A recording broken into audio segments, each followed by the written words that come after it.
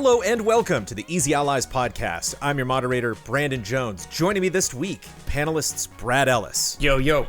Ben Moore. Hello. My stoic co-moderator, Mr. Daniel Bloodworth. Hello. And making it all happen by starting the Zoom call in Slack, Ian Hink. Hell yo. Hell yo.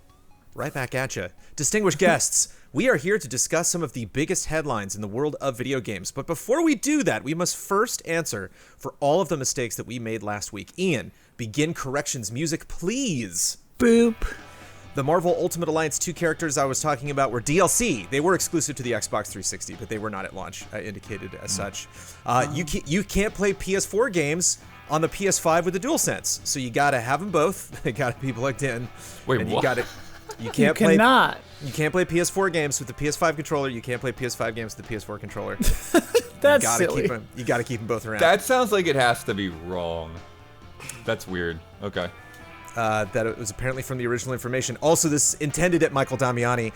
New Super Mario Bros. U was delisted back in 2015 on the Wii U eShop and replaced with the new double pack version that included new Super Luigi U for $59.99, which you can still buy on the Wii U eShop.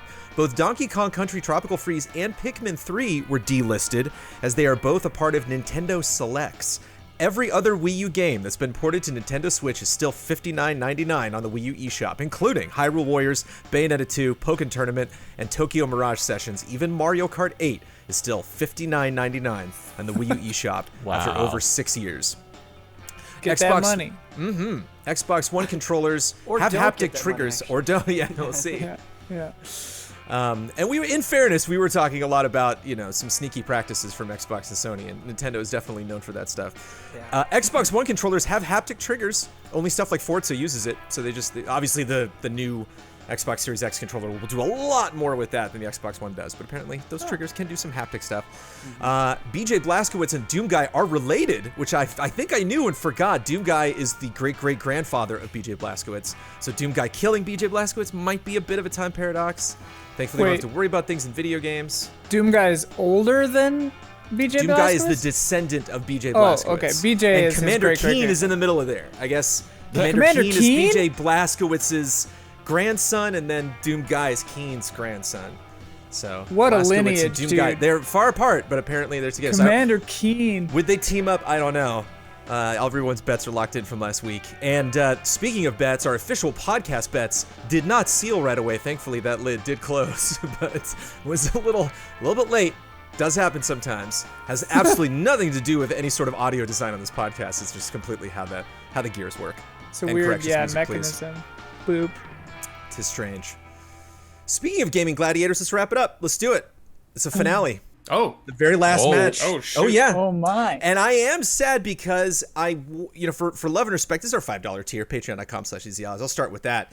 And people submit for love and respect. A lot of times they have really clever games or really good questions that do not get into the podcast. And there were a lot of really, really incredible, some really passionate 5-page long explanations of who's bringing what equipment to what fight. And like 4 or 5 weeks ago, somebody brought Mario and Luigi, and I was like, oh, that's it. That's the way we got to end this. And then that person never came back. And I missed that person. And I wish that person came in the last week. That would have been it. I'll take this for a second place. Our final tier coming from James Churchill. Mario and Sonic to the death. And he had a lot of details about specifically what powers they would be using. I'm just going to say, if you've ever seen these two characters in a location or doing any sort of ability or using any kind of item, everything's fair game. Let's do it. I mean, Sonic. Who's walking out of here Probably. alive? I think Sonic would beat him because he's so fast. He's fast. Not to mention, you could make his abilities even more crazy with Supersonic. Yeah. Yeah, but you could just give Mario a star, too. Oh Yeah, my the Mario God. Star. Yeah, Mario but the Star's star. pretty good. The star's limited. Right. Just save So- it, maybe.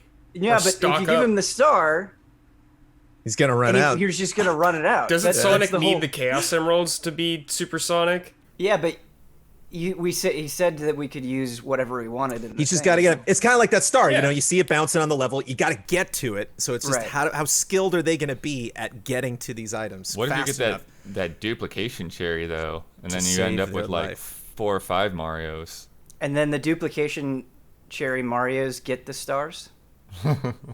Well, and it also depends on if Sonic has any rings going into this. Because then Right. if All he he needs doesn't is have any one. rings, He's yeah, out. if he doesn't have any rings, he's only got one hit and he's dead. If he does have rings, he could theoretically last forever. You could make the same argument with Mario, though. Does he have a mushroom going into it? So you Or got is a he big small or not? Mario? Yeah. Frick. He's usually not small Mario though. Yeah. I Again, feel like we're not picking I mean, winners here. We are placing bets. Sonic At the usually end of has the day, rings, Blood. If we don't know who's going to win this, just want to know where your money's going to be. I'm we going bet? Sonic. I think Sonic could vaporize Mario if he was running full speed. Mario's just a man. He's not Yeah. a human, actually. He's some weird Really? thing. Yeah, Miyamoto says he's not human. It's like Gandalf. It's like, actually, A demigod. if you check Bob the text, Hoskins is my Mario. Yeah. Right. Blood, where you betting? What am I betting? Oh, yeah. Yeah. I guess I'll go with Mario. I don't know. Mario. Brad, you look deep in thought. Yeah, well, there's a lot to consider. A lot of true. power-ups, a lot of bullshit Sonic games. A lot to think about. He does get that sword in the Black Knight. Chop Ooh. Mario. Oh, man. I have to go with Sonic just because he, like, is so ridiculous, I guess. Like, I want to say Mario, but I feel like Sonic's just too cheap. And, like, every game he just gets crazier and crazier. Sonic's been waiting for this. Yeah. Yeah. Ben, did you lock yours in? I'm sorry. I might have missed it. No, I was debating as well. I agree. This one's tougher than some of the other ones for me, but I just can't think of a great way Mario would deal with the speed. I'm going to have to go with Sonic. He's just too damn fast. He's just too damn fast. Yeah, some games he's real fast, too. Can somebody make a note? Blood, can you make a note that we said some good stuff about Sonic? Can we just write that? Is there some calendar or like a Google Doc we're keeping? Wait, quick question, They though. know. I'd The team like to be able to knows. go back. Nice. You gonna hear back from them? Sonic in those Olympic games, man, is he not super fast though in those games? Did they just tune him down? Oh, absolutely. That's like friendly competition, though. Again, this is to the He's holding death. This is a himself whole nother back. thing. Yeah. He's Or wearing are these weighted different clothes. Sonics Yeah. in different universes? Yeah. It's just like UFC, man. You know, all bets are off. The quality of the games definitely makes it seem like they're different Sonics, for sure. Yeah, I'm not sure. Well, you're sure of your bet. I'm locking it. Who cares? Give me Gladiators is over anyway. Who dead. cares? The debate that Sonic winning the last game in Gladiators is hilarious. That's what we did. We finally Please, in commemoration, send your Sonic fan art to Easy Allies. Don't do that. Celebrate this victory. So wait, do to we have askeasyallies@gmail.com, right? do we have like a list? Do we have a list of all of the Gladiator winners? Did you have a plan for that? I was maybe hell no, I don't have a plan for that. I was maybe Well, thinking of 'cause- reading those off next week, but Well, we could do like a kill your babies with all of them, and ooh, then that's how you determine. yeah. And then of course we're just gonna add more when season 2 comes around in 5 weeks. Yep. No, I'm just kidding. I did not start my note-taking process of this podcast with this story in mind, but this story is hot fire today. And currently, where I'm starting with the story is that Epic Games has now officially filed legal papers in response to Apple and now Google. The game Fortnite that some of you might have heard of has been booted off of Apple devices and now Google devices because Well, off the Google Play Store. off the You Google still Play have it, Store, yeah. correct?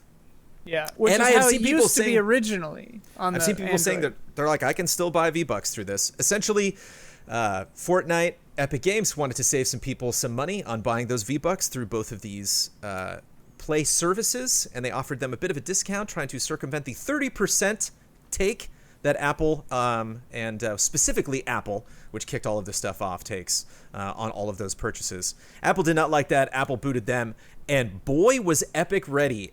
That to me is the most fascinating part of the story, is they were just like a tarantula in a trap. They were just waiting to jump out and web Apple together. And you were smiling, Ben. I mean, why does this amuse you? This whole situation it's been fascinating to watch. I think it's so weird seeing Epic use this imagery. Like they came out with a video in trailer. response to this. A lawsuit trailer, dude. Yeah. Can you imagine emotionally like where I'm at right now with this story, where I was like, what is happening right now? And I saw a lot of people were just like, oh god, this propaganda. They're making fun of an old Apple ad. They're turning it around Right. at Apple. That if any of you were like, what ad are you talking about? I do not blame you if you were not familiar with this. It was a pretty big moment for just the tech industry when this ad came out. But it's like, what, I want all court cases to come out with a trailer. I want to know, like, when the papers are finally filed, you have to have some sort of video that sums it up. I think from like an average consumer perspective, right? What is really happening is a multi-billion-dollar company is facing off against a multi-trillion-dollar company, and both of them want as much money as possible.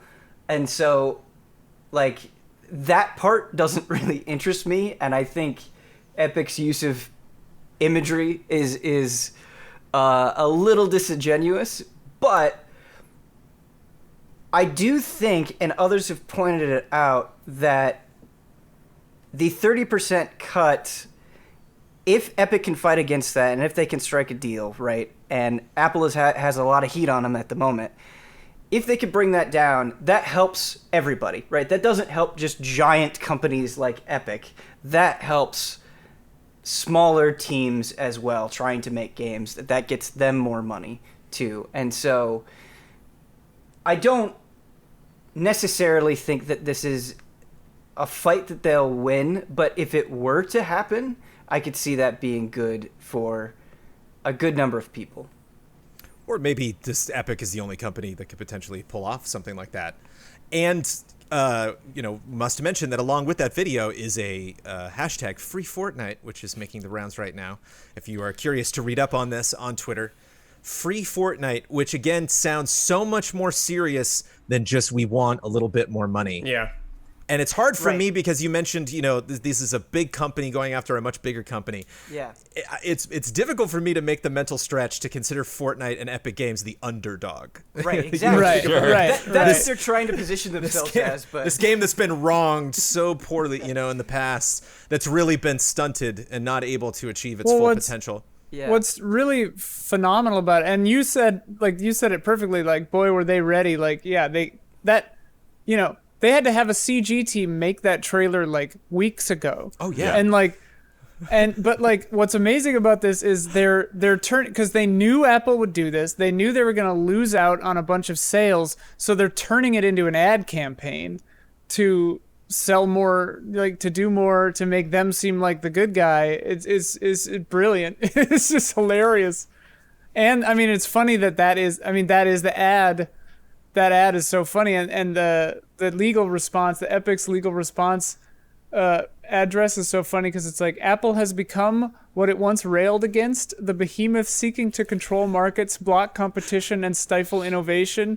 Apple is bigger, more powerful, more entrenched, and more pernicious than the monopolists of yesteryear. Dude, It's just like, yeah. They officially issued a complaint for injunctive relief, excuse me. And there's an FAQ on the Epic Games website if you want to read up on all of this stuff. But the beginning of the complaint, on the morning of August 13th, 2020, for the first time, Apple mobile device users were offered competitive choice. It's so right. it's so salacious and wonderful. And yeah, but it's just classic. Not only does Fortnite, have one heck of a advertising department, but Epic just loves throwing money around. This is just very akin to a lot of the plays that they've done with the Epic Game Store. So I don't know who do I root for? Oh, I don't think you should be rooting for anyone. This is Don't a, root No? for either. Oh, this is okay. a giant Correct. bet. So, all right. There's no 'cause, teams? Okay. Look, number one, like this 30%, like it's a high rate, but it's also not unusual. Like like I think Steam is also That's what 30%. Steam, yeah. I think Google Play is also. I think 30%. the console stores are also 30%. Yeah, I don't know that the console numbers are really known, but potentially, yeah, they're in the same ballpark. So it's not really like Apple is seizing some giant percentage that nobody can compete with. It's like, no, this is just kind of what platform holders take, and if you don't like it, then you go somewhere else, kind of thing. And so that's kind of this weird argument that Epic has, is like keep trying to present them as a monopoly, but if they're a monopoly, why are you also suing Google at the same time for the same thing. Right. It kind of just doesn't Well, make and any sense. There is a difference too, because like on an Android, at least when it first came out, you had to get it straight from them, which theoretically you could still do. Like you could circumnavigate the App Store or the Google Play Store, because you don't have to. You're not shackled to Apple's insanity on an Android. But like the Apple users, their option is just to go to Android if they want to play Fortnite on their phone currently, which is funny. Well, yeah. Right now you can still play the game. The question will be when updates come through. Right. Yeah. So because it's not supported, officially by Apple or Google Play Store, you won't be able to update it through Right. those systems. The Verge says, as of right now, those who have already downloaded Fortnite on iOS are still able to access the game. Only new downloads are disabled as a result of Apple pulling the game from the App Store. You can still even use Epic's in-app payment system, according to the Washington Post's Gene Park, who used both Apple and Epic payment systems to purchase V-Bucks. So it still works. It's just new people can't jump in. Sorry, Ben?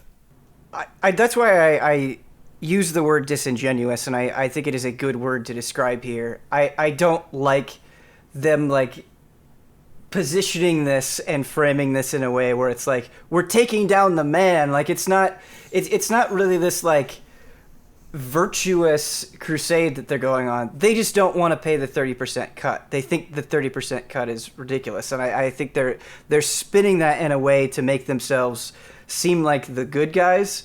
And I think that spin is just kind of leaving a bad taste in my mouth. Well, they're spinning their community, Ben. It's Right. like there's a Yeah, lot. they are. There's a lot of kids with their own phones who are just like, why am I mad? I don't know. Like this was Yeah. not. I had a lot of problems with Fortnite, and certainly I'd love to pay $2-3 less for something, but I didn't know. I mean, sure, free Fortnite. I could just see them whipping people into a frenzy, and those people are like, I don't necessarily completely understand the situation. And admittedly, this is not a legal podcast. I am not a lawyer. I didn't read through the entire complaint, just the funny parts. But that seems like it's utilizing all of the worst aspects of modern society, right? Where it's like, all right, present your case in such a way, and people won't have access to a game that they love playing, and so of course they'll use this hashtag that we created for them to use.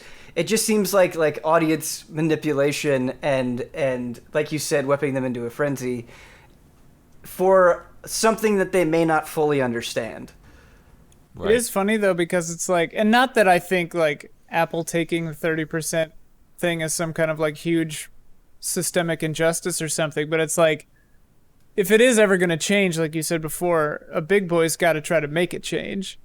And Epic is like, whatever, let's do it. I mean, like, I don't know. I think it's hilarious when these big giant monolith companies try to like take each other down a peg, because it is just like they're just playing ball on such a different scale. It's just funny to me. There is an aloofness to it, Ian, but at the same time, this seems like a major directive at Epic to be these like scrappers, to be known as that company that, if, you never know what weird thing we're going to bring up, and, we can amass this massive, community. We can get them completely, very socially engaged. And there's just so many steps to this process. It wasn't just this video that they released. It was this thing they did that they knew they were going to get burned for, waiting to get burnt, and then dropping the video on top of it. Do we know? I mean, maybe we don't know this, but is it even allowed? I don't know. Maybe someone can comment later. But like, if I put out a game that could be on like computers and phones, right? I would just make it cost 30% more on the App Store than it does on my itch.io page or whatever. Sure. Like, is that allowed? Because like, why wouldn't you do that? Like, punish there's no reason not people to, for the thing that they want to use. Like, if you want to be on Apple, that's your choice. I don't think people would buy it then as frequently if it's more expensive. I don't think they would know. I don't think, because I think that they're not gonna. Some people would, but like, I think that most Apple users are probably just gonna look in the App Store and then see like, oh, it's $2.99. Yeah, look at Square Enix games on the App Store. I was just going to say I mean, yeah, they're expensive, but like a lot of those games are only on that. Like a lot of those games you can't get on stuff now. But a lot of it's talking about like the V-Bucks stuff. It's like people are going to notice V-Bucks difference. A lot of those people that are playing Fortnite are not just playing on their phone. They're playing on other stuff too. Oh, yeah. And if they're seeing V-Bucks are more expensive on Apple or whatever, they're gonna like not do that. There'd be no reason for them to buy it there. Well, but then Epic could just be like, "Hey, that's not us. That's Apple. They make it Oh, I know. cost Of course more," they, you know? of course they would want to frame it like that. Yeah. I think it's funny talking about the size of these two companies because in comparison to other video game companies, Epic is huge. Like when you just talk about that space, but when you compare them to Apple, they are nowhere near the size and power of Apple. Like Apple does dwarf them in terms of just monetary might. And so while I agree that Epic doing this is going to generate a lot more noise, I think, than another company because they do have more resources, I don't necessarily think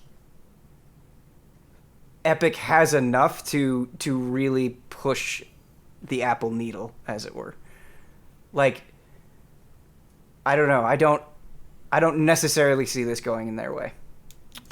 Yeah, I think like the one thing in there that kind of made sense to me the most was when they were comparing,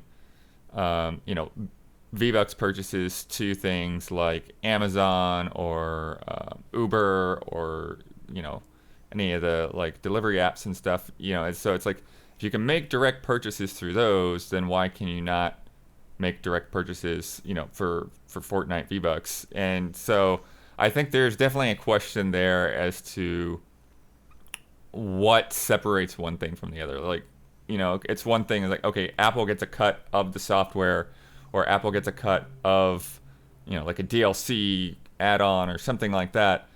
But it is kind of curious as to why, okay, well, some of these things Apple's going to get a cut of, and other of these things they don't.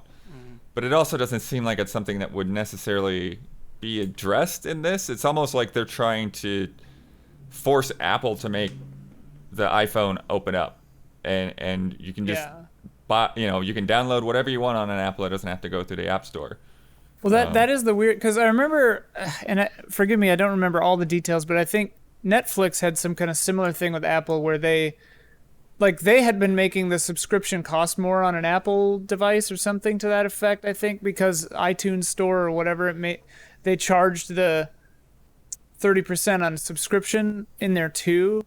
And then they got, I don't remember the details, but like it is a little weird with a game like this, where it's like it's a free game, and one would assume that once you're inside the game, it's just Epic's purview and Apple can't mess with it.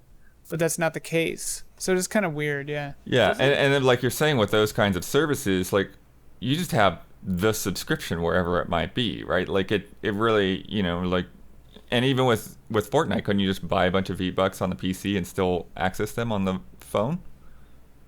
I would assume so. Yeah. Because it's bound to your account. I believe so, yeah. So it just seems like, that aspect of it feels a little bit odd to me. But overall, I feel like, I don't know, I can't really side with Epic when they're making it seem like, oh, Apple took us down. It's like, well, you took yourselves down. Mm-hmm. You took your game away from all of your players. So I don't understand why I need to sympathize with you when this is your tactic rather than you finding some other way. And Brad, I wouldn't be surprised at the, how big that mobile audience is for Fortnite. Not out of it being whatsoever the best way to play that game, but for like a lot of kids, like this is I don't have a computer, I got my phone, totally. and or if I can sneak play Fortnite so much easier on my phone that if like my computer's facing my door, if my parents walk in and see me playing a game on my PC, whereas it's just my my mobile device is just always on Fortnite. So again, I imagine that community skews probably pretty young, so just imagine all these kids just holding out torches, coming at this big company. It's a strange situation. Right, Brandon, I totally agree. Doesn't Epic have so much more to lose here than Apple does, right? And so if you're gonna get in a fight with them, I feel like Epic is missing out on so much more, right? So when it comes to having Fortnite as a game, if you have an iPhone, right, and a lot of people do, they have a huge market share. with this explosively big demographic among mobile phone users, if Fortnite just isn't available on that, that's huge for Epic. But Apple not having this one game is nowhere near as big a deal to them not at all. and their platform and all of the resources that they have. It's definitely like they're a having huge fun burning money. Yeah. They're really Well, amused it's a by huge it's a huge gamble. Yeah, it's a gambit on Epic's part. Like theoretically, they're going to try to get Apple down to 20% or 15% or whatever, and they're going to compromise. And like that's great for Apple because 15% of millions of dollars is more than 0% of millions of dollars. It's less than 30%, But it could, in a weird, crazy situation, it could flip the other way where if this drags on too long, if the entire mobile player base like loses interest, not saying that's likely, but if it happens, Epic could be in a real sticky pickle then, It's weird. But yeah, I think they're all just going to try to fight each other for 15%.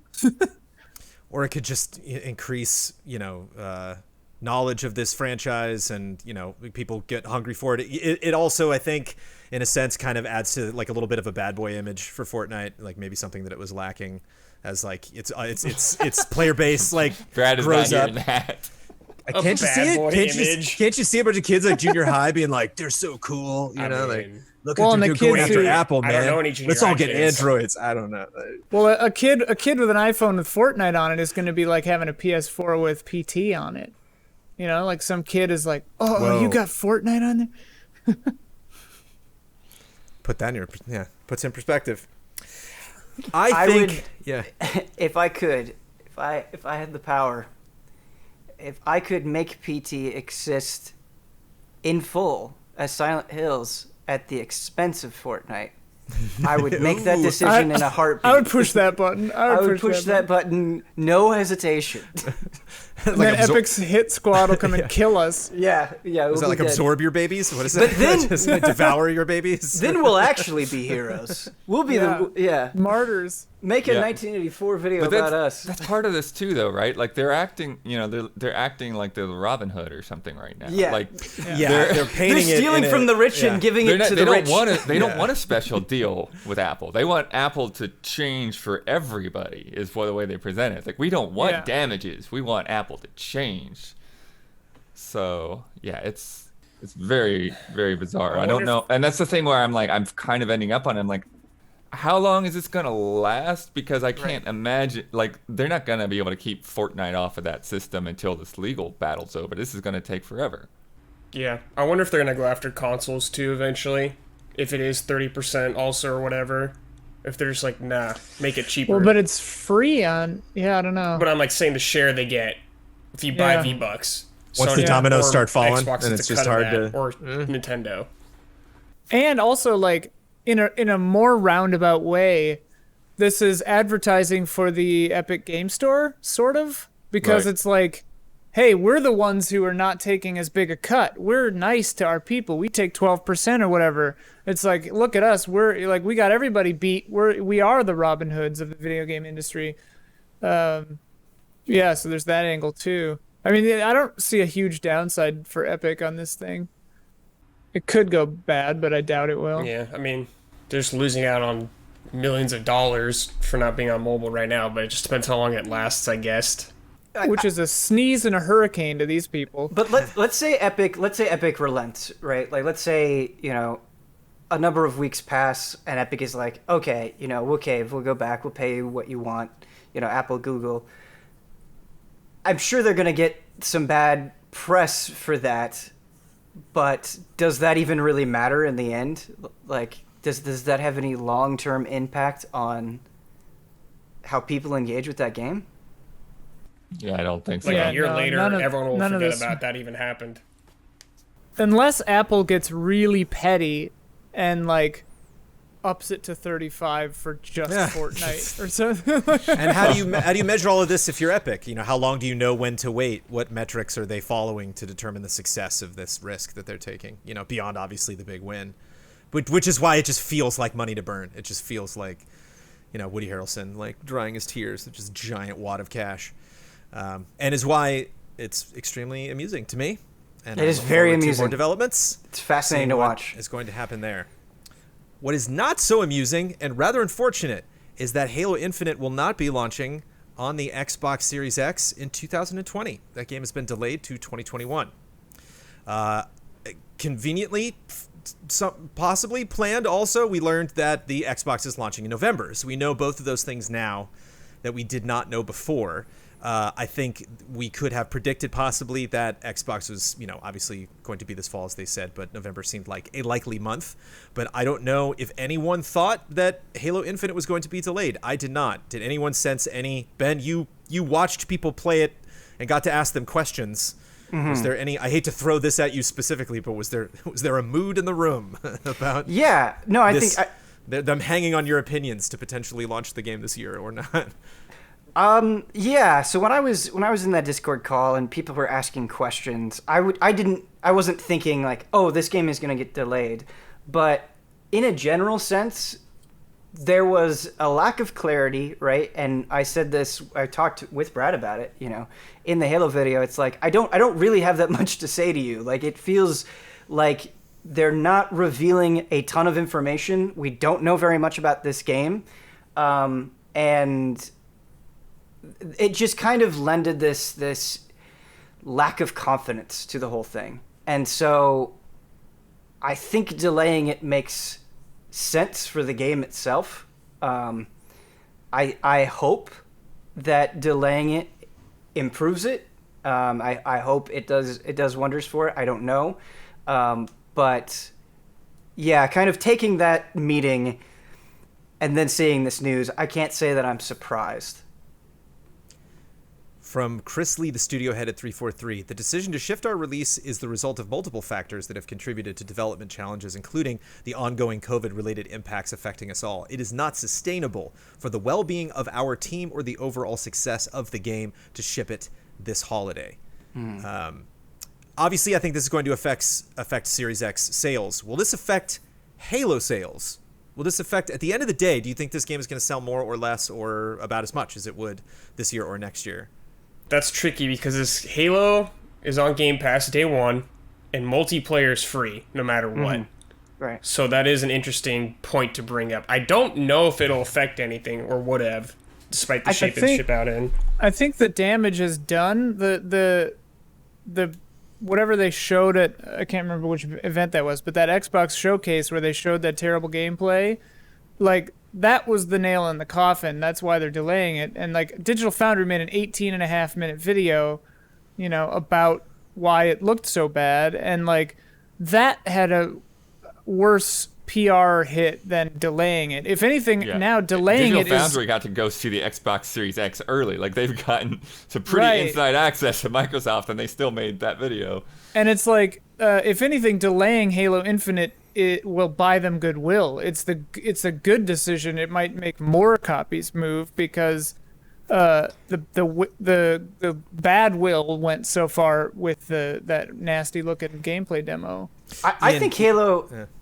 I think Halo is in a position, right? I think it is one of those games where if this goes both ways, right? And I think you saw it with that gameplay reveal, where if Halo Infinite comes out and it's like, this is the best Halo game in years, there's a lot of attention there. There's a lot of interest there. That Halo still has a lot of interest in it, and I think a lot of people wanting it to be great.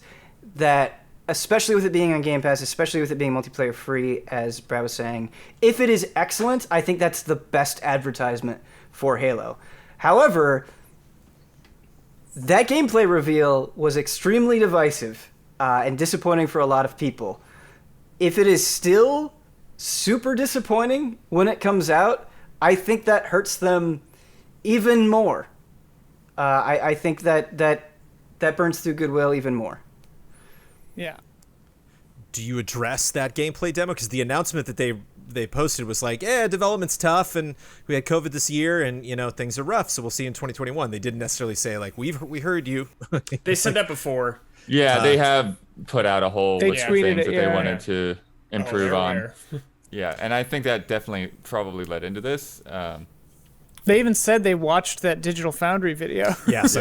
I saw that. I just wonder how much, half and half, or is this just like, is this the main, this is like 80%, the main decision, the main reason they made this decision? I mean, it was 2 weeks ago. Yeah. So it seems like if COVID were the culprit, you know, fishy timing. But who knows? I mean, who knows?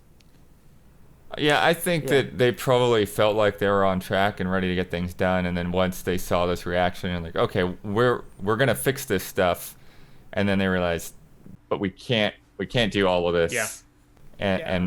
and hit this target date. So, and also with, you know, whatever this games as a service version of Halo, however it's going to work, I think that they do probably feel like it's important to start off strong. Rather than, you know, let's just fix it later. Halo is going to be a big deal because they can't just say, well, next time in 2 years we'll get it right. Yeah. That's the thing that's really tricky, though, because, you know, let's say theoretically they improve it visually. They're able to sell you on what the vision of that game is in a clearer way. If there is a way, perhaps, that they do something in the game, the way they handle progression or some sort of monetization or just something that we don't know yet, right? That could also sink it in a way that goes beyond just how the game plays. Yeah. Yeah. Well, And they I said it's think, gonna like- have Battle Pass, right? Something like that. I think they said something along those lines. Because That that would makes make sense sense. for the model they're doing. I guess that's what everyone's kind of doing. But like Ben was saying before, like if this comes out and is bad, I don't think that they can rely on the good old like scrappy No Man's Sky Sea of Thieves model where you come out with a non-game and then over the next year and a half make it into a game. Like if Halo, like a giant flagship title, comes out with like really poor like encounter design or just lackluster gameplay, yeah, the bad will would go through the roof, I think. And like sure, yeah, it could come back from that, but it would be an uphill battle for sure. Ben, do you think the words Fallout and 76 were uttered at all during these meetings, trying to figure out when they were going to launch Halo Infinite? No, I don't think so. That's just as an example. John White from Patriot wonders, do you think if there was any real tangible discussion about delaying the launch of the Series X to early next year just so it could launch in tandem with Halo Infinite? Do you think that ever even came up for a second? I mean, that's the side of the conversation we haven't really talked about, right? Is the Series X is just less enticing at launch without Halo. Yeah, the reason Yeah. I didn't bring it up I don't Ben, is know a it's way just around so that. obvious to me. Right, You know, it it's is. like It's so obvious. You know. It's so obvious, and it's not that there aren't other things to play on Series X, but like I can't think of I one. don't know. The Or medium. the medium. Oh yeah, the medium. That's gonna be sick. Scorn. But there's But just I'll no play that there's on no PC. showpieces in the way that you would hope. Even like PS5, I'm thinking that too. Like Godfall's not really the big kind of thing. You know, it's like Spider-Man obviously is going to be great, but like haven't seen a lot of it yet. You know, and so there's for both of these consoles, we've Sure. lost. We don't really have a sense of like, man. I mean, you know, even if the story's bad or whatever, look at that one game because it is just, you know, showing all of the performance, everything that system can do. Yeah, we don't have that. We're not going to be bullseye there of this year. What to expect at launch for either system. We don't know yet. It's too early. Yeah. I do think, I mean, particularly with Xbox, you know, now that we're seeing, you know, photos of people, I don't know, getting gray market or black market controllers. Yep. And the controllers say November 6th. Do not open before November 6th. Yeah, so it's like And they're that- still opening them. I only Can't get you my read? controllers on the black market. So yeah, so it's like it's November 6th or later, right? Yeah. That thing's gonna come out. But yeah, so it makes it definitely feel like that ship has sailed. They can't delay that console. It Sure. doesn't seem No, like yeah. so. Well, and again, like it would be a more interesting question to me if something like this had happened to Sony. Like if Miles Morales gets delayed to 2021 or something, then I'd be like, ooh, is Sony going to delay the PS5? Because they haven't announced a date yet, and like we haven't seen that game at all. So like if we find out next week that Miles Morales is getting delayed, I would fully understand if they just said, yeah, we're going to delay the PS5.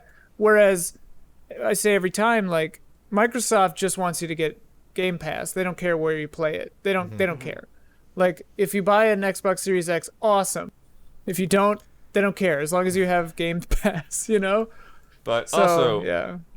bad launch lineups are nothing new. No, they're always there's always a bad launch lineup. But you hope it's like licensed games, like licensed movie games. Blood. I always hope. Right. You know? Yeah, like That it's going to be bad. I think it's It's So either you going to get be to good cut or a fun really review. bad. You know. Yeah. it's a hard medicine to take when it's just like, oh yeah, they've been bad before. It's like, well, I don't want them to be bad. Yeah. Right. You know, like One, I would love a great launch lineup. Yeah. That would be That would be damn ideal. Mario 64 Like Yeah. ruined us all. 64, dude. You're Well, but charging hundreds of dollars.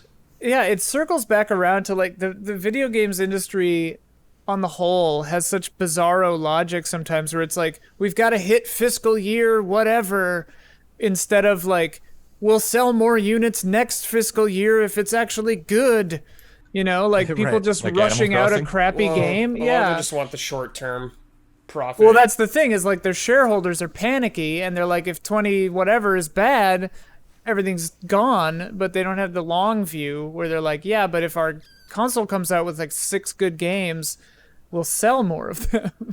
They don't think like that. Well, but I also think with console launches, one of the weird dimensions of it is that you can't really make enough to keep up with demand in general. Yeah. So it's like it almost doesn't matter. It almost doesn't help you to have better games because If there's anything, enough yeah. people to sell out that machine unless it's a total piece of garbage. Well, and yeah, because early adopters are all buying it on spec anyway. Like they're all gonna get it anyway. Like I'm gonna buy a PS5.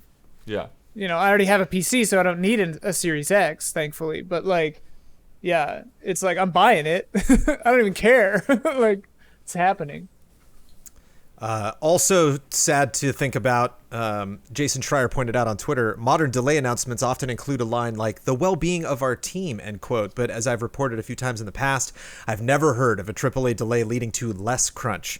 Internally, the messaging is, okay, guys, let's keep pushing. Got to keep this momentum going. So I don't Yeah. know if 343 was counting on a nice chill Christmas, but I actually think that may have been the case for Animal Crossing, but I don't know. You don't hear a lot about what the workers there are like. and we're probably not going to get a lot of specific details unless somebody like Schreier gets in there, gets undercover, bugs Yeah. the place. And we know Yeah. exactly how the next couple months are going to go, and we don't as yet have a date also for Halo. So I mean, it it feels almost meaningless saying that, but if you are out there making these games for people and just trying to do the best that you can, you know, and you have to deal with these timelines and these insane hours and all this stuff, I'm sure it is devastating to have the reception of your game be so vocal. But I appreciate the effort that you're trying to put in. I'm sure like it's hard keeping your morale up, but Yeah. yeah, Well, particularly because you're under a gag order as well. You can't say Right. anything about it. right. so do we take some time off from Halo? Do we just stop? do we really like start to bang the drums of war whenever in April or whatever, like this thing's gonna resurface, or is this something that you want to keep Halo in people's minds as long as they own this console and they're investing in this company? Yeah. I think wonder- you only want to bang the drum if you're confident it's going to resonate, right? Like, Yeah. like don't bang recklessly. I wonder if Master Chief will be on the back of the box. He probably is. For the Xbox or for the It probably Halo are Infinite? screenshots of Halo Infinite. Yep. Oh yeah. But I mean, yeah, I think if you're Microsoft, for sure you maybe want to downplay it for the next couple of months. I think the back of the Series X box will be like a crudely drawn cartoon where it's going to be somebody sitting down at their computer signing up for Game Pass, and they're just going to be smiling. Yeah. At the computer, Step yeah. one. Looking at the library, like, That's not a criticism against Game Pass. I do think Game Pass is good, but The I back wanna of the Series X literally says, "Did you know you don't have to buy this?" yeah, I want to say that That has definitely happened before in the past, where like Lair or something was on the back of the PS3 box and then didn't come out for a year Didn't come later. out. Yeah. Do they still? I feel like they don't do that anymore. Because I remember like, I have palpable memories of like getting the Genesis, and you just like in the car ride home, you're just like staring at the box, looking at, and it came with more games back then too. But like you're just like staring at the images, and you're like, oh my goodness, like I'm gonna play this one and this one. Now it's just like they're just marketed more like sleek electronics, right? So like, I wouldn't be surprised if the Xbox box doesn't have any games on it. There will be more than one box. I imagine there will be many versions. I want them to release an Xbox box that's actually in the shape of an X. Whoa. It's just like an X Some thing. assembly come on, required. man. Like a limited edition one or something. Yeah. I bet it'll be clear. I bet it'll just be like a clear thing over the Xbox Series X. So Ian, if there's a lot of games on the back, will that make you happy? Will you be like kind of? I'll be thrilled. It'll take you back to your childhood. Yeah. I mean, I don't. Even if I'm you- gonna have it shipped to me probably, so I'll just like Yeah. open the box and then be like, oh, and then Whether they have launch dates or not, it'll be like, oh, look at all this stuff. yeah. It's They'll all coming say to me like eventually. asterisk, like release date unknown. Look how not far my included. $5 goes. And now, a word from our sponsor. Here's the cold hard truth, guys. Your skin has needs. If you want to look as good as possible for as long as possible, you need to address them now. We get it. You might not know where to start, but there's a company that's taken all the guesswork out of it for you. Lumen, and I will admit, I wash my face more because this case looks cool. I admit, It's marketing, baby. I am shallow enough They that I got don't you. mind it, that I have a cool looking case, that it's a badass charcoal colored. Yeah, this is my charcoal cleanser. This is what I use every night. They got a scrub, which I don't use as much because, if you got potentially sensitive skin, you don't want to use that too much. But they got a lot of different products, and it just so happens that the one that they sent me, I've been in love with. I don't know what I'm going to do when I run out. Hopefully there's another. Get out there and get some Lumen, or maybe they'll get back on the phone with us and send me some more charcoal cleanser. We've got them on the books for a minute, I think. Yeah, get them on the phone, Ian.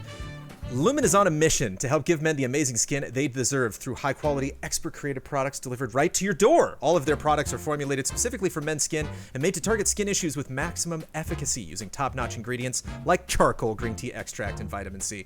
It's not just about looking good, it's about feeling good. You need good skin health, especially as you get older, to prevent long-term damage. Amanda is amazing with her skin, and I have no excuses every single time. Now that I was like, hey, look what I got. And then I realized, like, no, I told you I have this. So now when I see her, like, washing her face at night, she just kind of looks over. It's like, okay, fine. Easy to Gotta wash wash my that face in the face. morning. So I wash my face in the shower before you go to bed. It's like, I just want to go to bed. But, Maximum efficacy. I don't feel bad every single time I wake up in the morning. I'm like, I did wash my face last night. I'm looking good. The Even if crisis you voice. have no Maximum idea where to efficacy. begin, Lumen makes it so easy to find the right skin. Is that exactly what it says in the game? We got They do like maximum speed. Nice. Okay. Maximum efficacy. Every time I see efficacy too, my brain's always like, don't mess it up. It's not efficiency. Yeah. And I'm like, I know it's not brain. I'm going to read it right. Choose like from that word. different skin concerns to address, or just pick up a simple starter pack for free. You deserve to look and feel your best, and here's where you start. Go to lumenskin.com/allies to get a 1-month free trial of everything you need to start your skincare journey at home. That's lumenskin.com/allies to get your first month free. Lumenskin, that's LUMIN, skin.com/allies. And if you are a patron of Easy Allies, thank you. I got to admit, I feel a little bit bad for Control this week. Control, just a little bit. Control will not support smart delivery on Xbox, and you got to buy a thing called Ultimate Edition if you want to get the code to upgrade your PS4 or Xbox One copy to a PS5 or Xbox Series X copy of Control. So they announced this week that if you own Control, you're not playing this on next-gen consoles, which I get. To me, shouldn't be that much of a surprise. You got to buy this other thing, and people did not like that. People are very, very upset at this news. Can we clarify to our listeners why people are so mad that you have to pay a full price to get a game on another system?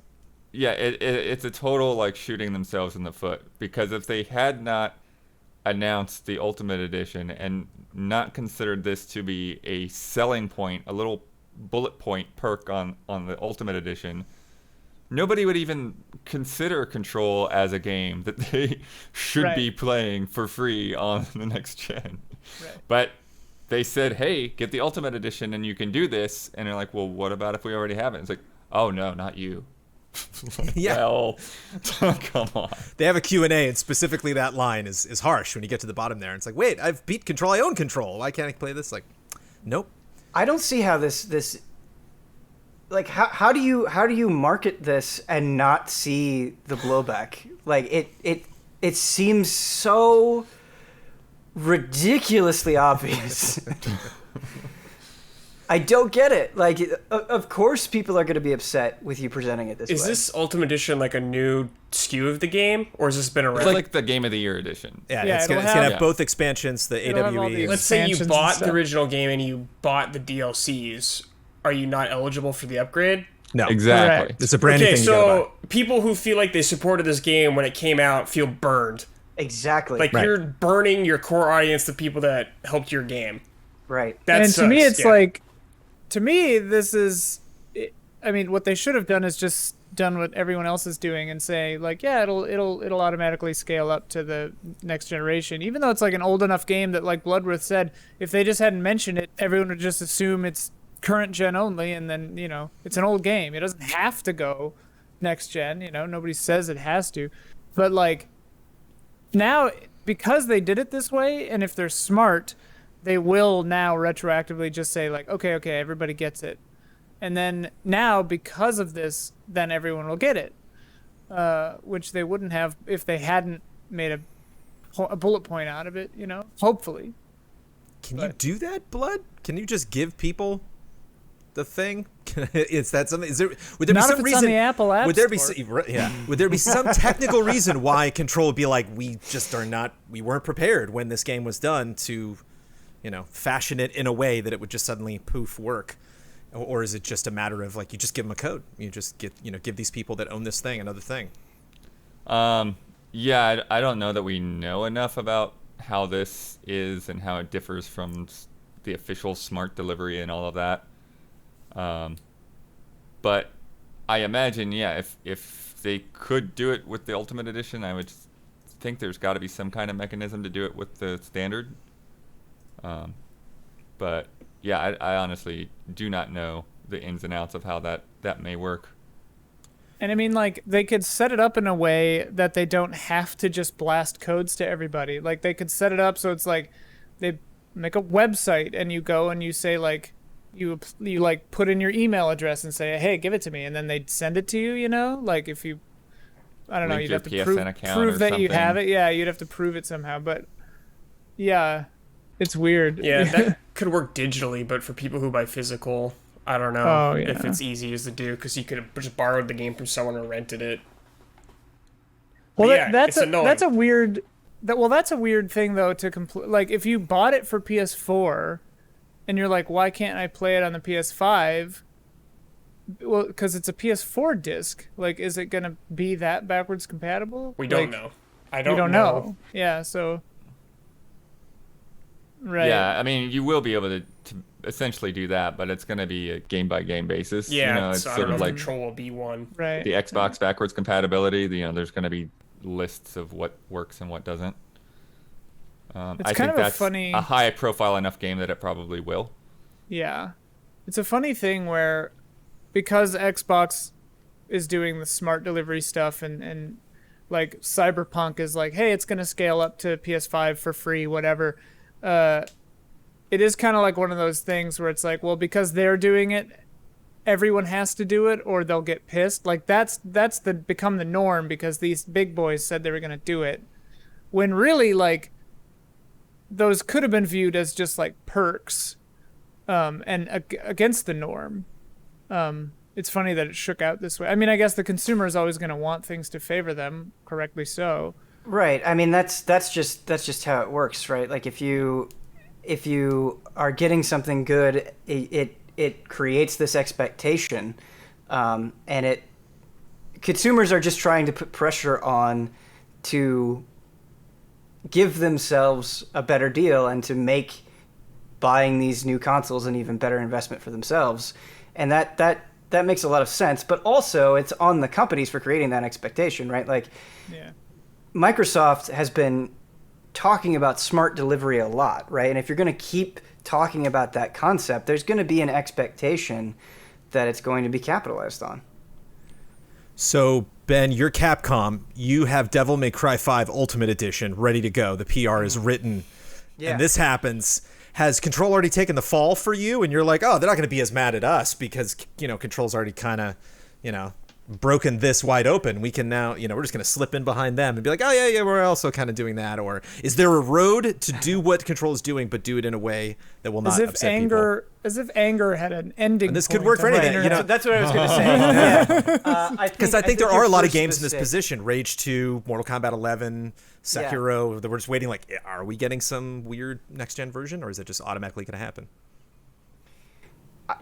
I think if you're assuming that people won't get upset or you're not aware that this is a possibility, I think that means that you're probably not paying enough attention. Like, from an outside perspective, people getting upset about this Control thing, as I said earlier, seems super obvious. So if you're like, whoa, we didn't see this coming, I don't think you have your nose to the ground very well, which is a problem in and of itself. And so I think from a marketing perspective, you want to make yourself seem like the good guy.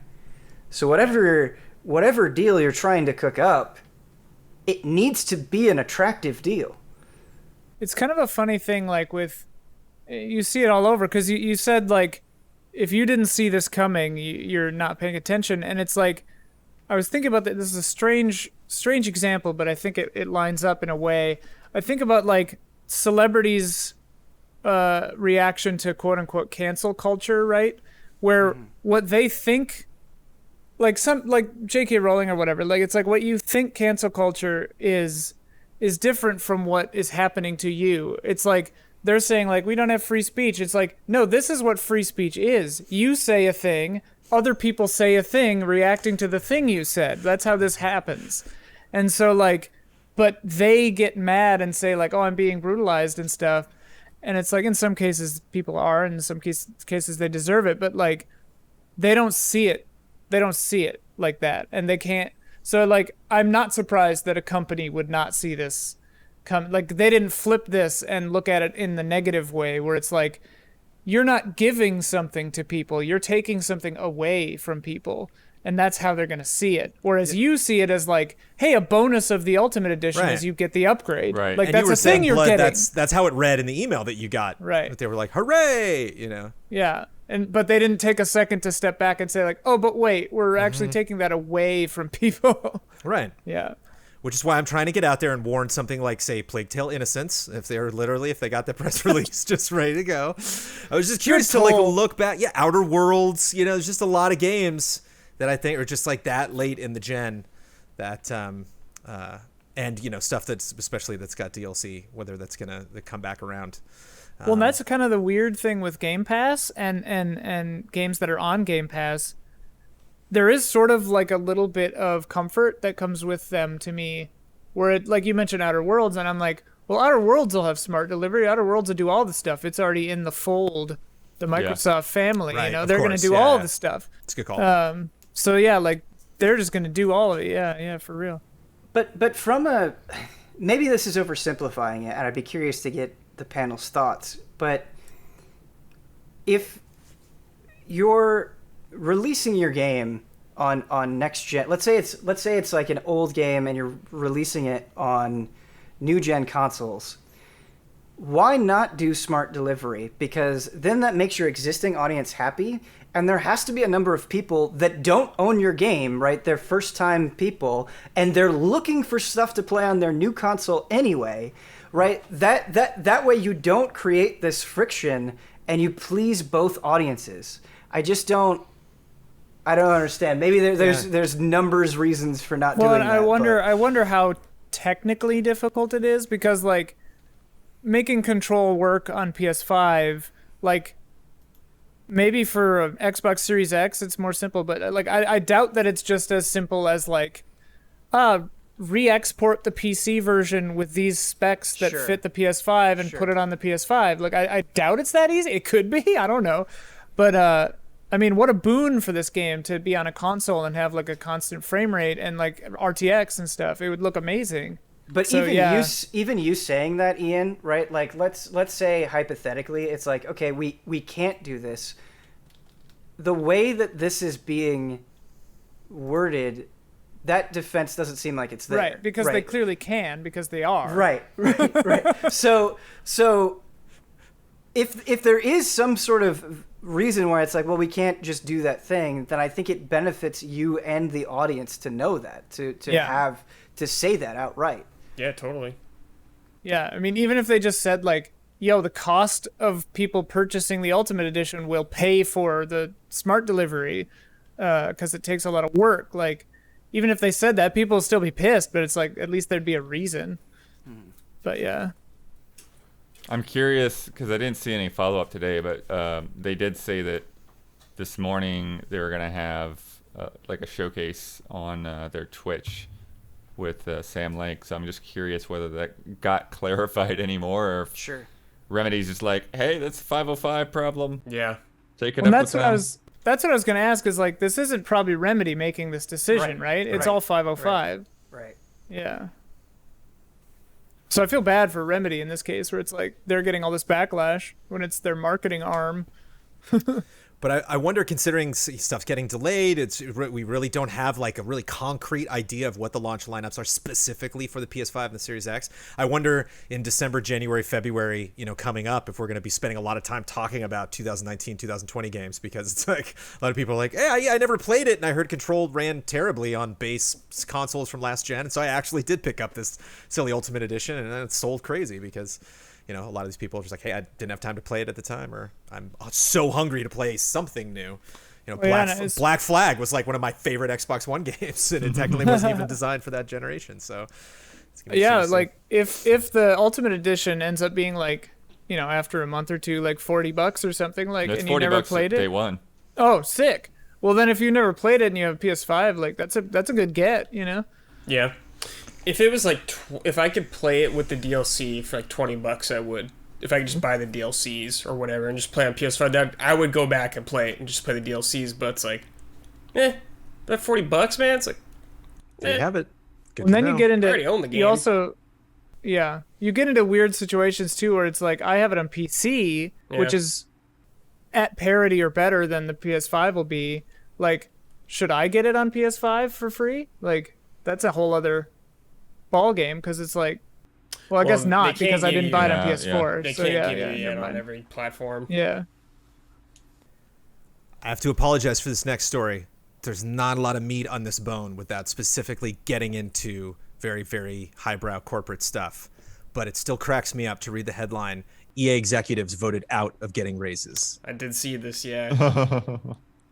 Dude, For the They record- themselves voted, or the EA shares, shareholders? this is the shareholders, Shareholders. baby. Shareholders voted against it. Yeah. For the record, EA shares have risen 34% this year. This is originally reported from Bloomberg. Electronic Arts Inc. shareholders overwhelmingly rejected the company's executive compensation plan in an advisory vote. Investors in the video gaming giant, maker of the Madden football games, in case you guys don't know, cast almost 171 million votes against the pay plan for named officers and almost 60 million in favor, the company said Friday in a regulatory filing. The vote marked a rare rebuke. Just 2.2% of companies in the Russell 3000 have seen their say on pay proposals rejected by investors in 2020. Blood, thankfully, you and I, all of our pay raise things were approved. So thankfully, we're gonna wrap up 2020 with a bang, but not working out well. And again, there's a lot of this involves stocks, and things that are vested, and there's just a lot of particulars in terms of specifically why these packages didn't look good for them. But it just was a lot of money going in the wrong place, and they didn't want to see that happen. It's just rare, like they said, 'tis a rare rebuke. do you have the numbers? How much they asked? It was like doubling. It was a lot of money. Like, we're not even talking like 500,000, which is a lot of money. We're talking like 8 more million, maybe 4 Yeah. more million. Each? Yeah, or more What? than that. Yeah, like double. Dude, Yeah, fuck them. Eat the And rich, man. I was Like- you've said the magic words. There it is. I was waiting. My God, Do you have the stop. numbers? I don't have the numbers of specifically what they were asking. I do have numbers of what they make now. Electronic Arts Chief Executive Officer Andrew Wilson, you know him, you love him, is paid 56% more than a median CEO peer. This Poor has guy, a quote dude. ratcheting Oh, I effect have on the numbers executive here. compensation. Andrew makes $21 million a year. EA's Chief Technology Officer Kenneth Moss makes $691,000 a year. Chief Financial Officer Blake Jorgensen makes $850,000 a year. Both those suckers get around $6 million each in equity grants. So again, your salary is one thing. Right. Your overall compensation package, that's a whole other ball game. I feel like Yeah. I need to take a shower. Yeah, dude. Yeah, I'm a little Stop confused buying on video what games. you were reading because what I'm seeing here was okay. So Andrew Wilson would have gone up to 21.4 million compared to the current 18.3 million. Got it. So the 21 was his bump. Yeah, and but the big one was Blake Jorgensen, which would have been 19.5 million, up from 9.41 million. Yeah. So that's That's 10 million more. Yeah. More than double. That's more than double. And then same thing with Laura Miele, 16.1 million, up from 6.95 million. But $6 one of million the- is a lot of dollars, yo. And this might happen. Like there might have been It literally might still happen. just That's one the dumb thing. thing that they okay, it's you just just an gotta advisory dot this vote. I They're across not this T. held to it. Yeah. So Wouldn't that like tank their stocks or something if they go against the stockholders? no, I mean they just have to make whatever changes need to be made, and then they might get a vote through. It might just be because we can't, track down all 171 million of these people and ask specifically what was it about, this was it literally just because some people have Well, said, that the money that they're asking for is more than they had expected and more that they're willing to do, but there's just so many. I just love specifically. I love seeing these people sweat. I love seeing Andrew Wilson sweat when he's on stage. If these people are making this much money, yeah, you got to memorize your lines. Earn it. You got to wear a suit. You got to impress me at these events. These poor guys, I think what they should do probably is like there are probably some like custodial staff or like some like QA testers, some lower level people. They should just fire like a couple million of them, and then they can get these bonuses, no problem. They need it. Right. They need this money. Look at Activision Blizzard. They fired Yeah. like 800 employees and had like their most profitable quarter ever. And so then messed rehired up. those It's so positions. messed up. Yeah, it's so crazy, dude. But it's just like, damn, that's a real bad look.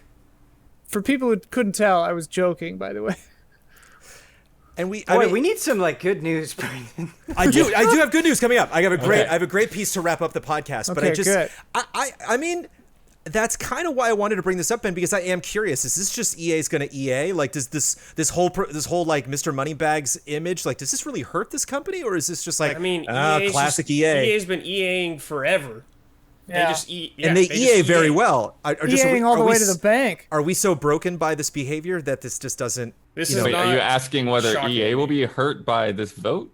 Does this hurt their image? Apex Legends is doing so well. Jedi Fallen Order did really well. Star Wars Squadron's on the way. Like I said, their shares are up 34%. Is this a sign of anything bad going on in this Zero company? impact. Or just Zero Yeah, impact on their Yeah. optics. That's- Optics. yeah. This isn't going to affect their sports games or As whatever gross at as all. we feel, as much as we want showers, Ben, I wasn't curious if it was actually going to mean anything, which is why I said it's not a real juicy story. Well, but it does make me smirk. it's frustrating because if an EA game comes out, right, and it has terrible monetization, right, like the controversy surrounding Battlefront 2 at launch, that's something that we can look at and point to and be like, this sucks. Here's why it sucks. I'm a consumer of this product. I don't like this. But when you get into the machinations of these businesses and how money is divided, there's so much that we don't see. That we have no control over that. We have control on whether or not we buy their products, but in terms of like where that money goes and how it's distributed and like so much of what is going on in those companies, we are left in the dark. And so how could that, unless it comes to light, really have an effect on their optics? I was thinking about that the other day where it's like in this case, it's like what percentage of a skin goes to Andrew Wilson or whatever. It's like buying The way that some... you said it sounded so creepy. Like, Yeah. what percentage of the human skin goes to Yeah. Or like, like what percentage of this like box of toilet paper bought on Amazon goes to Bezos, you know? Like Right. how much richer did Bezos get because I bought some toilet paper, you know? It's just a weird thing to think about. Here's your good news, Ben. You ready? I got good news for you. I can wait. If you want to make one more point, you can make another point. Is good I news a just- thing? What is that? I got some. It's something that we've been talking a lot, I think, within the last 2 years is, our relationship to consumerism, and it's so frustrating because I think it's not that people don't care about this stuff, but everybody also has their own lives and they just want to play good video games. Like that is a totally sympathetic viewpoint as well. I don't think anybody wants to excuse terrible behavior, but it's so frustrating that such a simple desire can be wrapped up in all of this nastiness. I don't know. It's hard, as Kyle said, it's hard to exist and have a healthy relationship with capitalism. Well, and it makes you wonder, like, because people always say, like, vote with your wallet. And I do believe in that. I believe that that's true. But to a certain extent, in certain things, you have to wonder, like, how possible it is to extricate yourself from the machinations of capitalism. Mm-hmm. And I think we're all born into hell, and we're all doomed. Well, good news, Brandon. Yeah, Jesus. Tony Hawk's pretty rich, right? Tony Hawk's done pretty well for himself. Yeah. Hey, I'm very optimistic. He's got a game coming out that you've I am that you've checked out there, Ben. You like that game? Yeah, you played it? Yeah, so that we got early access to the demo, and it's a little bit frustrating because the demo is extremely limited. Yeah. Where it's like you gave me enough to be very, very hopeful. I don't know if you gave me enough to really give 2 minutes. Long term. Yeah, it's 2 minutes long. Just like the old ones, Oh, baby. damn. Just like the old days. Yes, it feels old school in the perfect way. I mean, the best thing that I could say about this remake is that it feels exactly how you want it to feel. And chaining together all those moves, like while listening to Superman, I was on cloud 9. But beyond that, right, it was such a limited demo that there was not much to say, unfortunately. One of the nice things to say, and something that people might have noticed going in, is that the mute grab is now called the Weddle grab. Mm-hmm. And from Tony Hawk's Instagram account, he clarified why, and it's a wonderful story. I'm going to read all of this. For nearly 40 years, we've shamelessly referred to this trick as a mute air grab. Here's the backstory. Around 1981, a deaf skater and Colton skate park local named Chris Weddle was a prominent amateur on the competition circuit. The indie air had just been created and named, so somebody proposed that grabbing with the front hand should be known as the tracker air. Others countered that Chris was the first to do it, so it should be named after him. They referred to him as the quiet mute guy, so it became known as the mute air, and we all went along with it in our naive youth. In recent years, a few people have reached out to Chris, who still skates, about his trick and the name it was given. He has been very gracious in his response, but it is obvious that a different name would have honored his legacy, as he is hearing impaired but not lacking speech. I asked him last year as I was diving back into trick origins, and he said he would have rather named it the Deaf or Weddle grab if given the choice. His exact quote to me was, "I am deaf, not mute." So as we embark on the demo release, some of you might notice a trick name change, the Weddle grab. It's going to be challenging to break the habit of saying the old name, but I think Chris deserves the recognition. Oh, I love Nice. that. Didn't have to do it. Wonderful recognition. And just for somebody, me again, not only am I not that involved in the Tony Hawk franchise, but just not that. And I love learning about the origins of skating culture and Man, some where all skate this stuff came moves are from. really weird names. Like some of them make total sense. Like Yep. kickflip, I guess, but like a hard flip, it's just like, oh, it's just hard to do, so it's a hard flip. I love how A frontside skate flip. Skate tricks. It's like a blunt slide. It's like, why is that a blunt slide? Yeah. Because someone was high as shit when Yeah, they exactly. Probably some stoner skate. Oh, bro, fucking blunt slide. Got your say. blood on That- the concrete, bro. did it. That's like the other part of this story that's so amazing to me is it's just like Tony Hawk and his friends were hanging out inventing skateboard moves. Yeah. It's just what a legend. Not dude. really. There's no way whatsoever, like really having a complete projection of like what was happening at the time. How much Right. impact that was going to have. I don't follow Tony Hawk super closely, and I obviously don't know him personally, but anytime I see that guy in a public-facing way, he is just like the most humble, chill dude ever. And like he has been a face of skating for so long, and he just seems like so amicable and kind that I really have a lot of respect for him, Dude, just man. based on what I've seen. Can you imagine being Tony Hawk, dude? You'd be a chill ass guy too. if you were Yeah. Tony Hawk. He's so chill, Yeah. man. This guy's just doing fucking 900s and shit, and he's a millionaire. Guy's Yeah. living it Funny up. is, again, like I don't follow him either, but every once in a while I'll see some tweet, that's gotten mixed into my timeline, and he keeps tweeting these stories about Yeah. people recognizing him, but not believing it's him, and he's like, "Oh, you look like Tony Yeah. Hawk." Like, Yeah. thank you. He doesn't Sophia- actually tell them. Sophia tells me these every time she sees him. Yeah, he just posts stories of either people not recognizing him but talking about Tony Hawk to him, or people saying that he looks like him and not believing him, and then like one of them was like he used his name to do something like at a restaurant or a airport or whatever it was, and they're like, "Oh, Tony Hawk, cool. That's just like the skateboarder," and he's just like, "Yeah, it is a lot like the skateboarder." It's just like, almost exactly like the skateboarder. Isn't he like a teenager or something? You're like, not anymore. He's perpetually 26. No. Ben, good news though. We do have a ticket to Tony Hawk. We can facilitate that relationship. Do you? Yeah, Jeff Keighley. You just gotta get in there with Keighley. And then that's I your- would. I Brandon, would I love- would love to interview Tony Hawk. I would love it. Wait, dude. I want to operate the camera. Jones, you gotta bring up the demo with his burrito. Oh, the burrito, That is like man. the best marketing, the most on-brand thing you could do for a skateboarder. What a wonderful Yeah, dude. transition into also this week. Thank you for that, Brad Ellis. Let's kick it off with Chipotle having a new Tony Hawk burrito that gives you early access to the remaster. Dude, you go. yes. Get that So burrito. good. Win-win. You didn't want to go outside. Can I Postmates that burrito? That's what I want to know. Do I have to Probably. go to the actual Chipotle? Yeah, is the code on the burrito or do you get the code at the Yeah. Lots more stuff happened this week. Female Ivor is now canonically the main character of Assassin's Creed Eivor, Valhalla. I believe. Eivor, sorry, I did it Yep. again. Confirmed by the Dark Horse graphic novel Song of Glory, which is a prequel.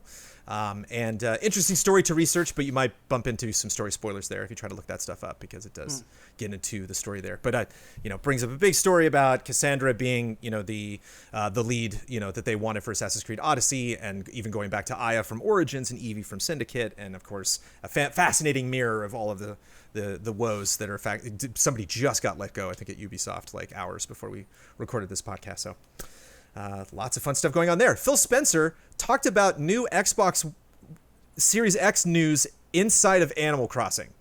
That's a thing that happened this week. Oh yeah, because he was on Animal Talking, right? Yeah. The head of Xbox talked about new Xbox stuff through a Nintendo game. Yeah. Yeah. Which well, he may or may not. news- He may or may not play it. Sophia Oh, told yeah, me that sure. sometimes for the stars that don't have a Right. character of their own, they have They someone play facilitate. for them. Yeah. Yeah. But yeah, the news about Halo dropped that day, so they talked about that a bit. He also, praised Nintendo. He said this weird line where like, "We need to protect them." It's like the meme, like must protect. Just Yeah. like Fortnite, those underdogs, those Nintendo underdogs. Those little babies, they You would think I would lead with Rocksteady's newest game being officially Suicide Squad, but we're going to learn more about that later, so we'll talk about that when we learn such more about a it. weird way to announce that. But Just there we tweet go. it. Boom. We know what that is. Yoshinori Ono is leaving Capcom after almost 30 years. Yeah. And it doesn't seem like something you can sum up briefly, Ben, but is there anything you want to add? No, there's a lot Yeah. to say, and there's a lot that people have been talking about. But I guess to really succinctly summarize my thoughts, I think regardless of how you feel about the direction of Capcom fighting games in recent years, I think Ono has done incredible things for the Street Fighter brand and has been an important part of it. And so it saddens me, I think, to see people dogpile him in predictably shitty ways. But at the same time, I am optimistic, right? Like, if things aren't working out and putting people in charge that can make new great games is a result of this, then I'm for that as well. Yeah. Shake-ups, dude. It Yeah, could be a good thing. yeah, absolutely. As someone who does not follow Capcom fighting games and someone who does not play a ton of Street Fighter, this guy is just such jolly vibes. I've just really, really enjoyed him making I mean, announcements yeah, over the years, it's coming a out on guy- stage and you could feel the passion, man, from that guy. You could Yeah, like sure. he loves Street Fighter, and you could feel it, man. But yes, I think Capcom could use a shake-up in the fighting game department. grounded difficulty comes to The Last of Us Part 2 this week. I believe today or yesterday. Dante's coming to Shin Megami Tensei 3 Nocturne HD Remaster via DLC. Wasn't he in the original for the Yes. North American version? Yes. Yes, In he was Japan? in the original version, and then Raito was in other versions. Right. And now he'll be back in again as $10 Okay. DLC. And DMC2 Dante, that game is trash. DMC2 is trash, but DMC2 Dante looks slick as fuck. He looks so good. Ian, you and I are incredibly excited about Vampire the Masquerade Bloodlines 2, but delayed to 2021. I'm sure. I don't know, for some mean, reason I this That didn't. doesn't seem surprising. I did not anticipate this game coming out this year, even before COVID. I was like, when they announced that, I was like, there's no way in hell. Yeah, There's no it- way. I almost makes me feel better about this project in a weird Oh, way yeah, because absolutely. if you get into World of Darkness and just in general via tabletop, or if you have played the original Bloodlines, like this is a big world. There's a lot of possibilities. There's a lot of systems at work here. And so when I initially saw this and saw that release date, I was like, oh, maybe it's not as big of an adventure as I thought we were getting into. And then it's like, maybe there's got to be some, maybe there's some kind of catch. I don't know. That's the catch. It's not a game that they can finish this year, but extremely looking forward to that. Dead by Daylight announced crossplay and cross friends lists. Cool. That is the thing that they were bringing to that game. Yeah. That seems like a very smart idea. Yeah. GDC 2021 has been dated. It'll be July 19th through July 23rd.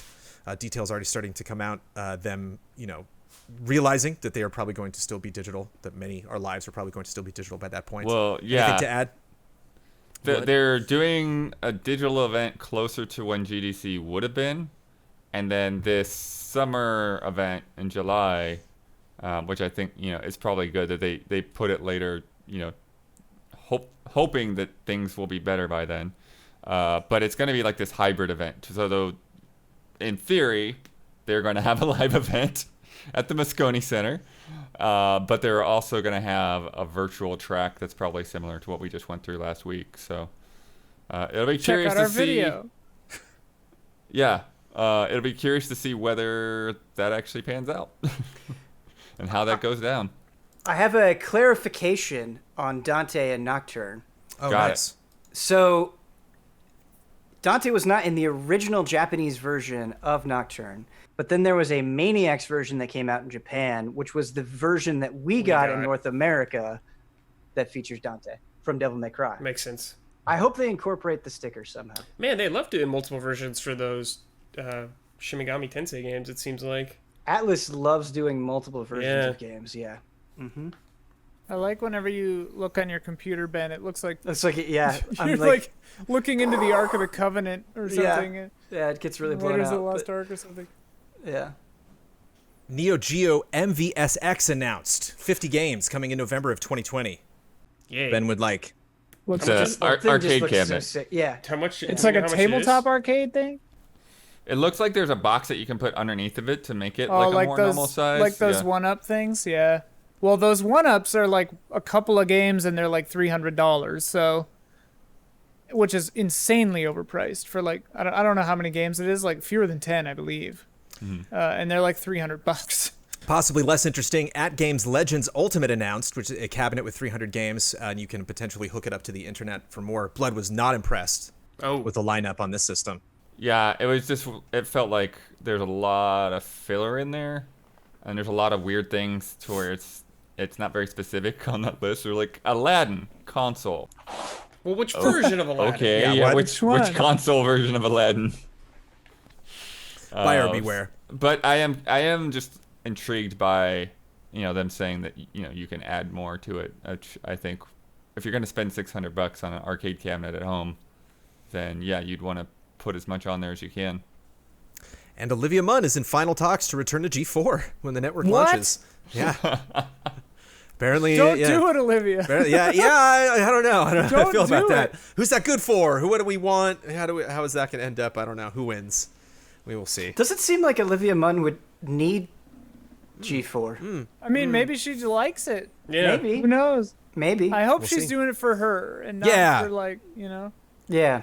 Olivia, we want you to be happy. It is time for Love and Respect.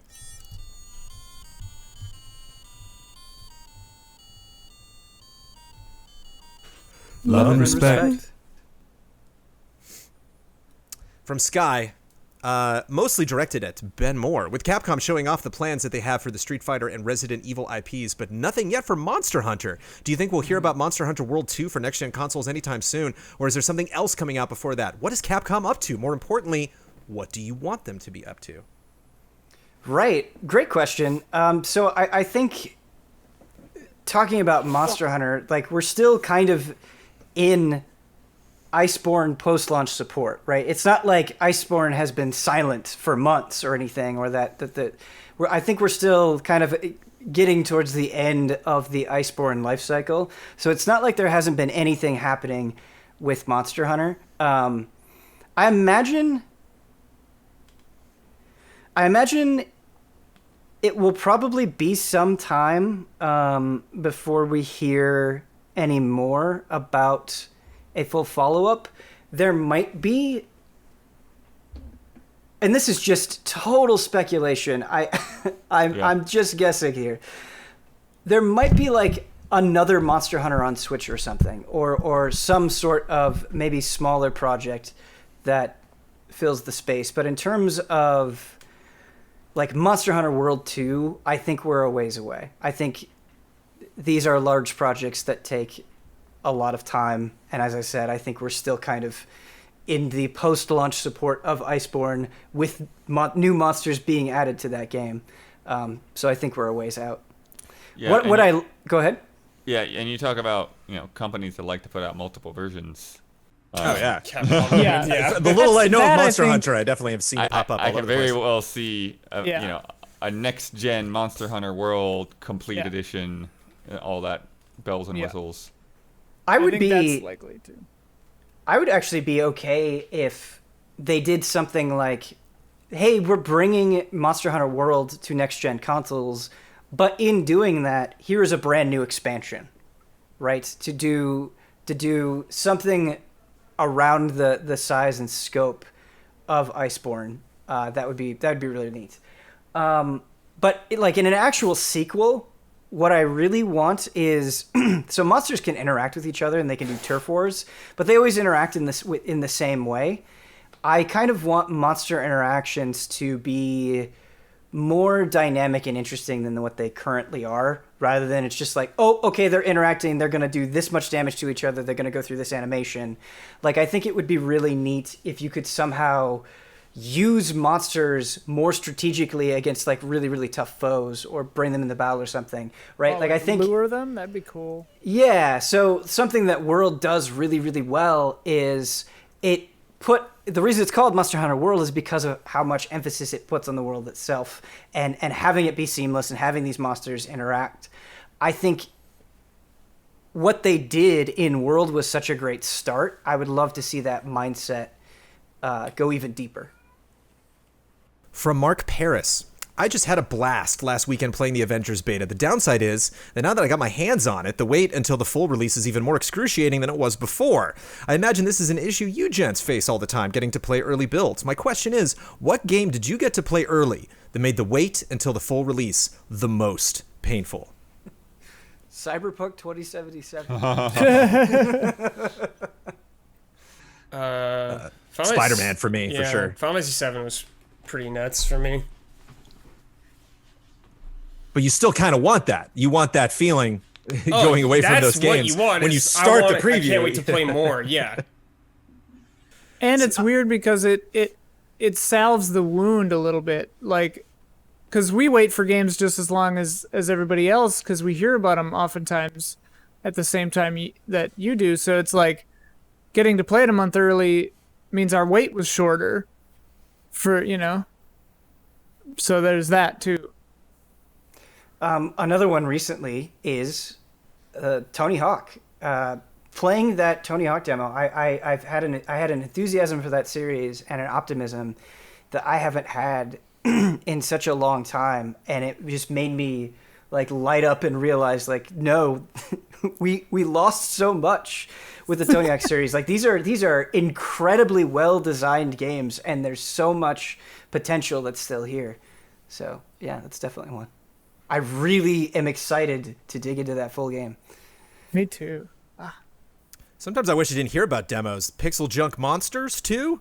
The new the tower defense. Like I didn't even know that game existed, and I think one of you, Huber or somebody, was like, "Oh, this kind of looks like fun." And I went from like not knowing it was real to like beating the demo 8 hours later, and now I'm like, "Well, I'm pissed. I can't play the rest of this game now that I didn't even know about or like what's even on my radar." Ignorance is bliss sometimes. I think it's just kind of nice. Like, oh, something pops up, or you forget some game was in development that you were interested in because it's rough. Get your hands on it. I think we have time to finish this game. From G the Finger. Shigeru Miyamoto is quoted as saying, "A delayed game is eventually good, but a rushed game is forever bad." And I've been seeing this quote a lot this week. Then again, he was the producer on Star Fox Zero, so maybe we shouldn't trust him. So in honor of Halo Infinite now being Halo Indefinite, Hello. let's play a game I call Eventually Great or Just Real Late. Below are 5 games that aren't known for their punctuality. Your job is simple. List them in order of their Metacritic score, adoration and admiration. These games are Duke Nukem Forever, Shenmue 3, Spore, The Last Guardian, and 2 Human. So rank these by their Metacritic score. Duke Nukem Forever, Shenmue 3, Spore, The Last Guardian, and 2 Human. Maybe starting with Last number Guardian, one. What would be probably number 1? Last Guardian? Probably last For the game. highest? I know Yeah. Spore and Duke Nukem are probably real low. Duke Nukem is, if Duke Nukem is not the lowest, Yeah, it's gotta then be. 2 Humans. I would guess, yeah, then Kind of middle, critics maybe. have failed you. Duke Spore Nukem was Forever hated. is the lowest game. The It Last has to be the Guardian lowest. is not the highest. So we have Oh, wow. Last Guardian. Run them So down can you again? go through the What list? Can Yeah, I'm you? having a hard time. Duke keeping my Nukem brain on Forever, this. Shenmue 3, Spore, The Last Guardian, and 2 Human. Duke Nukem Last Forever, Guardian is Shenmue not the 3. highest? Last Is Guardian Spore is the not the highest, highest. Spore is the highest at 84. Spore's the highest? The highest. Wow. 84. I thought people average. hated that when it came The out. Last Guardian just behind it at 82. I don't know if it was so much that people hated Spore. It's just like It was what people thought it was going to be Right, and what it ended right. up old being. Right. Peter Molyneux kind It of was deal. disappointing. Yeah. Yeah. And then thankfully Shenmue 3 just ahead of 2 Human, 67%. 2 Human at 65, and then Duke Nukem Forever at the bottom at 49. Man, Yeah. I never played Expected. 2 Human. That was one I just missed. Justified. I was always curious about it. 49's a little high For what? for Duke Nukem Forever. Are you still curious, Ben? Could you see Nah, yourself I ever- mean, Are you yeah, too curious?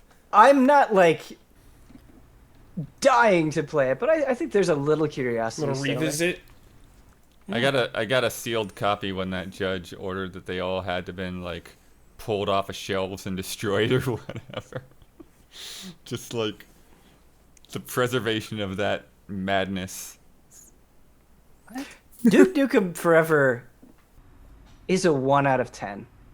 Never even touched it. Like that when I think about like optimizing the scale in your brain, that's a good game to kind of register the lower end of that scale. It's a very bad game. The original Duke Nukem Forever trailer, though, is very good. It's a fun trailer. I dug The it. original, like 90s? Yeah. It's old. It's 4x3, just to get you in the mood if you want to go check that puppy out. It is time for bets. Next week's bet. The new Battletoads launches on August 20th. I'm going to check that game out. On the first level, I'm just going to hold the analog stick to the right. How long will I live? How long will I last in that game? Pressing no other 12. buttons. 12 seconds. Oh, darn it. Ben Moore, what do you think? You may not be able to see this, but 2 minutes 5 seconds is what that says. Wow. My God. What do My- you know that we don't? My God. Nothing. That's like Fall Guys getting Nothing. I did 300K nothing. viewers on Twitch. That's crazy. Brad Ellis, what do you think? 35 seconds. I can't 35 see it. seconds. Look at that, Ian. You and I. Nothing like 12 seconds. 12 Boom. On the seconds. nose. And Bloodworth, what do you got? The high end, 6 minutes and 5 seconds. Okay. What See, is the this real first question is, level? What is what does Bloodworth know? That's the thing is like we don't know. Like this first level could be anything, but I'm gonna guess it's a side scroller. I think it's going to be like the first level from the original ones. Yeah, But I also But I think that this game is actually not going to be hard. I think that's the main thing it's going to drop the ball on, is it's not going to be challenging. Whoa. But I also think there's a chance that you might just get stuck behind a wall or something. Yeah, So if you I was just gonna keep say, walking to the right and like nothing's gonna happen. Yeah. Yeah. Okay. if you have to jump and you just don't jump, yeah. Or like it just does a quick tutorial thing and you can't move until you like jump or I don't know. Dude. Oh, that's a come good on. one. Don't Yeah. even Well, but say he- that, man. He specified that it would be the first time he gets control. Yeah, but could get you could control walk in a for tutorial. 10. You could Yeah, walk 10 yeah, steps, yeah. and it could say to jump, press X, and it's like Yeah, yeah. now. A game Now like, the highest bet wins. Yeah. a now game like Blood wins. Battletoads doesn't need a tutorial like that. Like, just Yeah. don't Agree. do that. Just I don't do agree. that, devs. We will soon see what Battletoads needs. Last week's bet: Fast and the Furious Crossroads launched on August 7th. Fantastic review, Ian Hank. Well done. Thanks. Michael Huber writing that script. Hate to subject somebody to a game like that, but love to get those scripts. Love to read those. Vin Diesel star meter last week was 491. Oh right. right. And it was down I did this bet. 299 points from the previous week. I wanted to know where it was going to be this week. He was at 491. Was he going up? Was he going down? I bet 470. Blood bet 450. He's a little more optimistic. Ben, very optimistic at 332. Damiani, super pumped on the Vin Diesel celebrity status, guessing 250. Ian Hank hitting the brakes a little bit, back at 442, but ahead of myself and Bloodworth. Right now, on IMDb, this is IMDb Pro, for those of you who want to check this out and we're around for the last podcast. Is Vin Diesel up? He's up, baby. He's at 405, putting Ian Hank the closest to that count. 405. Ian Hank got the Nice. closest with the What was your 442. bet, Ian? 442. You were at 450. I was at 470. And then the next closest was Ben at 332. But either way, that gives the win to Jovial Penguins. And it breaks my heart to announce that the current scores are Jovial Penguins 9.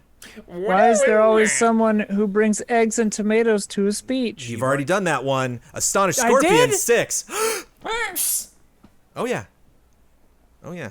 The fact that you're not even keeping a list, man, just Just the pussy you I've been know, looking you for. did- Okay. All right. If you don't listen to the end of the Easy Allies podcast, I put a little zinger at the end there. You know, just a little soundbite that you might have enjoyed from this the podcast. Ian, you got a lot of those. I got to admit. Oh, really? You might have done it. That might have been it. I don't know. I want to try to. Damn it! I want to take one for one of these days. You had 2 in last week's episode. You got to listen to the very end if you want that little stinger. I don't know if I've ever listened to the podcast at all. Before I hand off all of the things that Ian wins, I guess, let me tell you Can't hear. about patreon.com/Easy Allies. That is where you can go to support the Easy Allies. We get lots of support from all sorts of places. You're supporting us very much by listening to this podcast. You support Easy Allies if you just go to patreon.com/Easy Allies and check that out. And of course, tell other people about it. We would definitely appreciate it. But if you go and you invest in Easy Allies, you can get a lot of fun stuff there. For just $1, you can get exclusive shows. You can get spoiler discussions that we have, the Ghost of Tsushima spoiler discussions, the last one that we did. And every Monday morning, I do a show called Cup of Jones where I update you on my life and all sorts of fun stuff that's going on within Easy Allies. For $5, you get this podcast early, and you get to submit questions for Love and Respect and for Not Gaming Gladiators Anymore. We're going to have a brand new bit. I got 3 ideas I'm going to pitch the other allies, and then the one they hate the less, the one they hate the least, is the one that we'll go with next week for opening bits. But if you want to be a part of that, and every now and then I will mention someone at the $5 tier will add something to our Xbox discussion, or just some other question or something that they are curious about, maybe a factoid that we missed. Yes. Just want to chime in and say Please that do. the $5 tier, you also get early access to Frame Trap, which a new episode will be up for early access on Saturday. And Ian's got his own little film podcast over there. Blood's got the Blood Pact. There's lots of different ways to get involved in the various tiers and shows that we do. So we would love for you to check that out. If you are at the top tier, the tippy top, patreon.com/Easy Allies, you get a shout out on this very podcast. And we have several people that I would like to shout out. Before we do, I would like to tell everybody what order they have. Ian, you're always number 1. I'm after you. Blood, you're after me this time. You're bumping up. Ben, you're going after Blood. And then Brad, last but very much not least. Shout out to Caleb Togi Crawford, Delisi, L. Fanis, Greg the Dark Knight Kettering, Jeff Zio VGM Easton, and J.L. Burton, LLC. Shout out. Shout out. Shout out. Shut out. Thank you so much for your support. Ian, Hey. you won. You won the whole podcast. You get to promote any Easy Allies video you'd like to promote. You get the final word on anything you've disagreed with, want to reiterate, or just popped into your head. And you get to sign off with your trademark sign off. You did already promote that GDC thing, but I'll give you another one if it's a different video. Well, I mean, it's fitting because I won on a Vin Diesel bet, I guess, to promote the Fast and Furious review. That is, of course, only if you didn't watch Damiani's recent Luminous engine video, because that one was very cool. 3 separate video plugs and one of you. Yeah. Yeah. Let's see what else. Easy Update's pretty good. Who brings tomatoes to a speech? Who brings tomatoes to a speech? Yeah, I got to start making a list. I didn't really disagree with anything. I'll just say Black Lives Matter and good night and good game.